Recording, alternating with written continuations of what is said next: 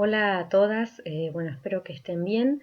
La idea a través de esta metodología, digamos, de un Power con audio, es explicarle algunas cuestiones para que puedan, bueno, llevar adelante la materia de manera más ágil, digamos, y obviamente que puedan resolver, digamos, las consignas del tercer módulo, ¿sí? En los módulos anteriores ya tratamos, digamos, la dinámica que va a tener la materia y que involucra la historia y la perspectiva de la educación. Pero bueno, más allá de seguir avanzando, me resultaba importante que ustedes pudiesen entender qué abarca la historia de la educación. Por eso es que se me ocurrió, digamos, graficárselos a través de las distintas etapas históricas, ¿sí? Para que ustedes entiendan qué involucra, digamos, esta materia.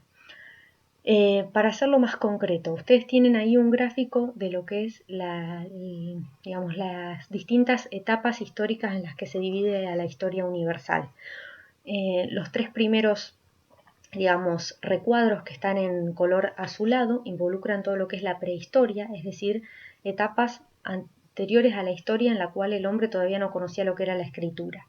A partir de que se produce la invención de la escritura, se inicia la etapa de las etapas históricas propiamente dichas, que son las que ustedes seguramente han visto en algún momento en la escuela, que son la edad antigua, media, moderna y contemporánea, ¿sí? A partir entonces de la invención de la escritura, ¿sí? En lo que sería el 4000 a.C., es decir, el siglo V a.C., se inicia lo que es la edad antigua, que finaliza el siglo V después de Cristo, es decir, que en el medio de la edad antigua tenemos el nacimiento de Jesucristo, ¿sí? La segunda etapa, que es conocida como la Edad Media, es la edad histórica más extensa en el tiempo, inicia en el siglo V después de Cristo, a partir de la caída del Imperio Romano de Occidente, y finaliza en el siglo XV después de Cristo. Algunos lo ubican a esa finalización en 1453, que es cuando se produce la caída del Imperio Romano de Oriente, de Constantinopla, o, digamos, lo más común en el mundo, digamos, hispano, es que se ubique, digamos, el fin de la Edad Media a partir de lo que es el descubrimiento de América en 1492, que es obviamente el criterio que vamos a tomar nosotros. A partir de ahí inicia lo que es la Edad Moderna, que va solamente a durar 3 siglos, es decir, fines del siglo XV a fines del siglo XVIII, fin que va a quedar, digamos, también marcado por un acontecimiento histórico que fue la Revolución Francesa en 1789. Y finalmente ahí empieza lo que es la Edad Contemporánea. Es decir, que de todo este recorrido histórico, nuestra materia la vamos a ubicar, digamos, en el comienzo de la Edad Moderna, vamos a transitar toda la Edad Moderna y la Edad Contemporánea, ¿sí? Es decir, todo lo anterior no lo vamos a abarcar, porque a partir del descubrimiento de América es donde nosotros vamos a tener injerencia, ¿sí? Bueno, como les decía, para poder abordar el segundo capítulo del libro de Solari, que apunta a lo que es el periodo 1810-1820, ¿sí? Obviamente es un periodo de extensión en el tiempo muy corto, ¿sí? En relación al que abarcaba el primer capítulo. Imaginen que el primer capítulo ustedes prácticamente abarcaron desde el fin del siglo XV, todo lo que es el siglo XVI, siglo XVII, ¿sí? Y ya, bueno, siglo XVIII y casi principios del XIX, ¿no? Entonces, tengan en cuenta que obviamente abarcamos mucho tiempo, avanzamos mucho tiempo en esa etapa colonial, ¿sí? Como les decía digamos, en el módulo anterior, digamos, para poder controlar mayormente los territorios en América, lo que hace España como estrategia es dividir el virreinato del Perú en otro virreinato, y por eso es que en 1776 el territorio argentino va a pasar a formar parte de lo que se conocía como el Virreinato del Río de la Plata, incluyendo en este virreinato a Bolivia, Uruguay, Paraguay y parte de Chile.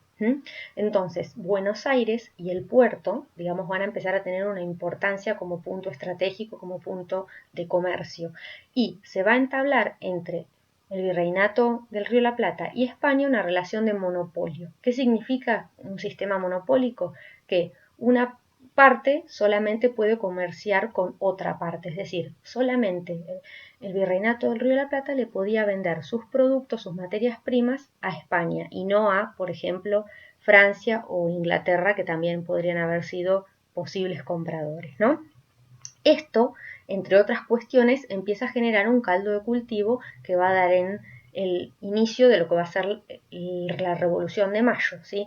La Revolución de Mayo que, digamos, la vamos a ubicar históricamente a partir de 1810 y que va a tener, digamos, causas externas e internas que van a incidir en su gestación.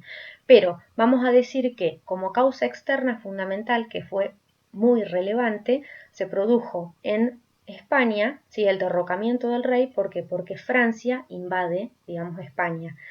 Puntualmente, ¿quién invadió España? Bueno, Napoleón Bonaparte con su ejército y ubica a su hermano José, digamos, a cargo del trono de España. Entonces cae el rey español preso. Esas serían las causas externas, digamos, la causa externa central, mientras que a nivel interno en nuestro territorio se gestaron dos cuestiones. Por un lado, se fueron formando milicias muy capacitadas y organizadas, como los patricios, ¿sí? Que eran ejércitos de élite, los arribeños, que eran ejércitos formados por miembros de las provincias del norte, por eso de arriba, de las provincias de arriba, y el antecedente positivo que podemos mencionar es que tuvieron muy buena actuación cuando se produjeron las invasiones inglesas en 1806 y 1807, porque organizaron bien la defensa. Y por otro lado vamos a tener en cuenta que se va a producir, digamos, en este periodo una influencia muy importante de intelectuales que van a llegar, inclusive algunos con títulos de universidades extranjeras o van a haber tenido la oportunidad de viajar al extranjero, como Moreno, Belgrano, van a venir con ideas vanguardistas de la Revolución Francesa, ideas relacionadas con la fisiocracia, digamos, sistemas económicos diferentes, y bueno, y todo ello va a contribuir a que se vaya generando un caldo de cultivo para lograr eventualmente la independencia. Si bien esta independencia no se va a lograr a partir de 1810, vamos a tener que a partir de mayo de ese año, ¿sí? Se empieza a gestar lo que es todo un movimiento en el cual se va a plantear, digamos, la población o sobre todo los pensadores y los referentes de esa época, esta cuestión de la soberanía y de quién era el soberano, ¿no? No estando, digamos, el rey, digamos, que tenía que mandarnos y, digamos, y que era el que había conquistado el territorio, que era el rey obviamente español, Carlos III, bueno, estando ahora un rey francés que pasábamos a ser territorio francés, ¿cómo era la situación? Bueno, a partir de esa situación es que obviamente se genera, digamos, una reunión, digamos, un cabildo abierto, se destituye, se derroca al representante del rey español aquí, que era el virrey Cisneros, se lo quita del poder y obviamente se nombra, digamos, a una primera junta en 1810, que es la junta que ustedes seguramente conocen y que han tenido que estudiar digamos, siempre en los libros donde se habla de que el presidente era Cornelio Saavedra, después había, digamos, secretarios, vocales y demás, ¿sí? Esa fue una primera junta, ¿sí? Y el primer gobierno patrio conocido. El inconveniente que tuvo ese primer gobierno patrio es que solamente contaba, o en su mayoría, con referentes porteños y el resto de las provincias o de los territorios no estaban representados. En función de eso es que se decide conformar un segundo gobierno que se va a dar en llamar Junta Grande, donde ya ahí se involucra al resto de las provincias. Y también va a durar muy poco porque tenía muy poca practicidad. Imagínense que en esa época no existían aviones, subtes, digamos, los medios de transporte, los caminos eran muy complicados de transitar, entonces era muy difícil que esta gente pudiera finalmente reunirse, ¿no? Luego, entonces, se genera lo que es una asamblea del año 13, que también dura muy poco, que ahí lo que se trata de hacer es una mezcla entre la primera junta y la junta grande, donde se trata de dar cierto dinamismo y se trata de incorporar algunas cuestiones nuevas, como es el tema de la abolición de la esclavitud, la abolición de los castigos corporales y esto obviamente se va a tratar de traducir a la educación, entre otras cuestiones, ¿sí? Si bien no se van a lograr concretar del todo. Luego vamos a tener, digamos, como intentos de gobiernos más acotados y donde la autoridad no esté tan compartida, gobiernos compuestos por 3 personas, y por eso vamos a hablar de un primero y de un segundo triunvirato. Entre 1813 y 1815 se van a desarrollar estos 2 triunviratos, y por último el surgimiento de los directorios, que va a ser una persona muy similar a lo que es hoy la estructura de un presidente, digamos, en cuanto a que va a haber un referente que es el que va a tomar, digamos, las digamos, decisiones importantes en relación a la totalidad, ¿sí? Y bueno, y en el medio de este proceso, en 1816, vamos a tener la independencia, ¿sí?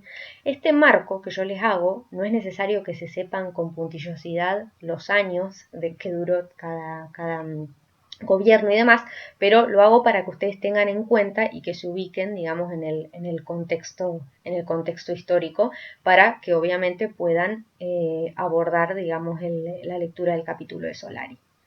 Entonces, ciñéndonos a lo que es el objetivo, digamos, de la materia, ¿qué pasó en este periodo en la educación y qué van a tener que tener en cuenta? Bueno, tengan en cuenta que en este periodo vamos a hablar del predominio de la corriente del Plata, es decir, una corriente mucho más laica, donde vamos a tener, digamos, el aporte no solamente de la Iglesia, sino fundamentalmente de qué? El aporte de, digamos, intelectuales como Belgrano, como Moreno, bueno, entre otros, que van a venir con ideas nuevas, fundamentalmente. Y una cuestión importante es que esa corriente se va a denominar así del Plata porque predomina en todo el territorio de lo que es el puerto de Buenos Aires y los alrededores. La característica de la época es que vamos a ver que se trata de realizar un censo educativo y demás, pero la educación resulta ser muy desigual, muy inequitativa y está, digamos, desorganizada. Vamos a ver, como les decía, o van a ver ustedes a partir de la lectura del texto, que los referentes en materia de educación son Moreno, Belgrano y el padre Castañeda, cada uno con ciertas particularidades. Y por último, tengan en cuenta al momento de leer el capítulo, y bueno, es lo que también se les va a pedir como consigna, que analicen, digamos, cuáles fueron las modificaciones que se introdujeron o que se intentaron introducir en materia de disciplina escolar, de textos escolares, de actos patrios y símbolos, y si esas modificaciones finalmente prosperaron, es decir, tuvieron un resultado positivo o quedaron ahí, digamos, en intentos y no se pudieron, digamos, plasmar, más allá de que, digamos, de que la intención fue buena, ¿sí? Bueno, eso sería, digamos, básicamente el planteo que yo quisiera hacerles para este módulo. Bueno, como corolario, acá los saludo, chicas.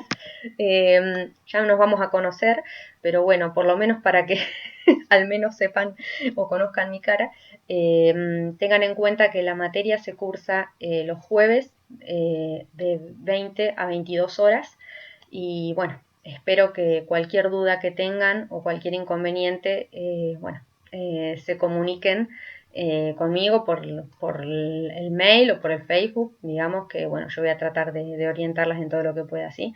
Un saludo y espero que nos encontremos pronto.